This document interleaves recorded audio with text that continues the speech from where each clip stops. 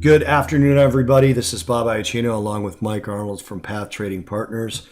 Afternoon Path Chat covering the futures markets. It is March 23rd. Mike is going to look at the Dow, the Dow Jones-Transports, the S&P, the Nasdaq, crude oil, and then as usual, copper, gold, and silver. If he doesn't mention one of them, it's because nothing went on chart-wise. Today we had Yellen's speech. She said virtually nothing. We also had San Francisco Fed President John Williams basically say that they're data dependent, and he's a non-voter. And we had Neil Kashkari, the Minneapolis Fed President, say that the Fed has powerful tools to fight inflation. So nothing big out of the Fed speakers today. We have been waiting all day for this American Health Care Act vote. The vote was delayed, which essentially means they don't have the votes. That's where it's at. The so-called Freedom Caucus rejected the latest version of it, and so the vote has been postponed.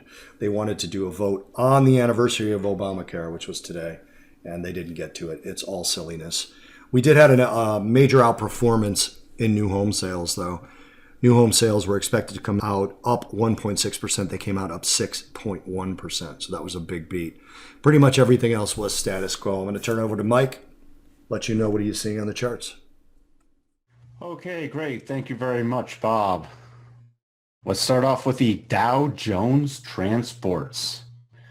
Reversal today, went up significant level, hit that, closed lower. We're still watching. We have a key defining point at the 89.0374. So we're watching for a close below that and the trend line, which would take us down to our next levels projected 88.11. 87.63, then 87.19. The Dow rallied up to key gain level, what was that, 2749.87 area, where we also, looks like we're going to get the first cross of our rotation zone, still closed higher, but substantially pulled back. If we do break yesterday's low, watch for support coming in right around the 20,469 area, which is still in the reversal box, and then below that 20,421. If we rally, we have very significant resistance at this 2757 and the crossing of the rotation zone, and then above that 2789.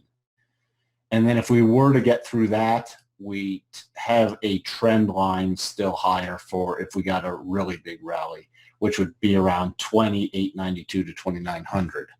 Over to the S&P.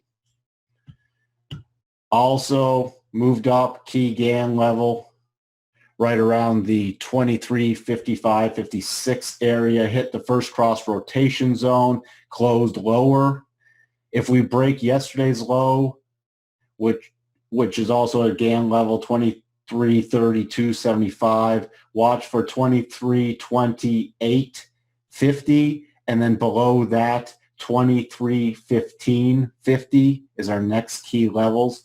On a rally, watch for a retest of today's high, which was officially 2356. If we get through there, next levels are 2362 and 2366. Nasdaq ran into the 8 and again level 53.75. So this was a very narrow bar. Let's even see if this was inside. Yesterday's high was 53.76.20. This is 53.78. No, it's not an inside bar, but it's a very narrow range bar. If we get through today's high, watch for a possible rally of about 5400 to 5406, and then if above that 54.19.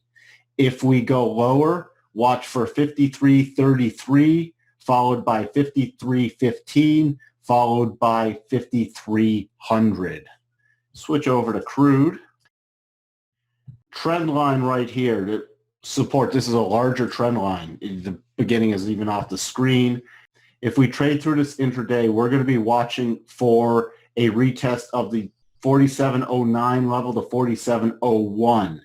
If we get below that, we're going to be watching for 46.25, 45.41, and then 45.23 lower.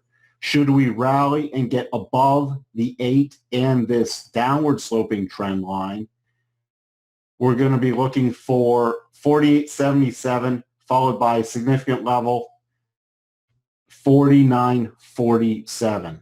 Actually, that's not a significant level. That's a defining point of the trend line. So that would be the next target higher, and then 49.61. Over to copper. Copper, nice test of the trend line, 2-day rally. This is getting into a consolidation. Some people would call this a triangle. It does not meet our rules for a triangle. We have an official trend line redraw, a slight redraw here. Take it up to there because we've closed for the day.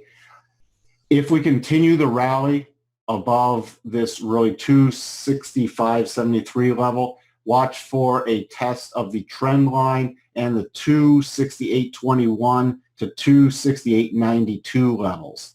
If we sell off 261.60, then we have coming in around the trend line 260.25 and then 258.98. We really have to get out of this consolidation before we can define the next move with larger term targets.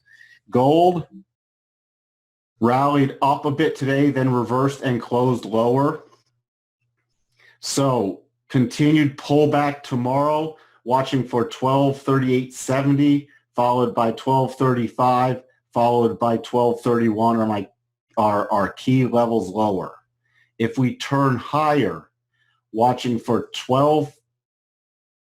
If we turn higher, watch for a retest of today's highs around 1253, and then looking for 1257 to 1258. And then if we get through that, 1262. Finally, over to silver. Silver ended slightly higher, rallied up that 1767 Gann level we're talking about. If we get through today's high, watch for 1779, followed by 1788. On a pullback, we have a lot of support coming in around 1746, where you got an upward sloping 8 EMA, part of our rotation zone. But if we do break that, you could find support at 1735 and 1725. That's all we have for you. Back to you, Bob. Thanks, Mike. If you like what we're doing, hit subscribe, hit like, and we'll be recording a new Money Path podcast tomorrow morning. So it is unlikely there's a Path Chat unless something big happens. Thanks for watching, and we will talk to you guys in the next video.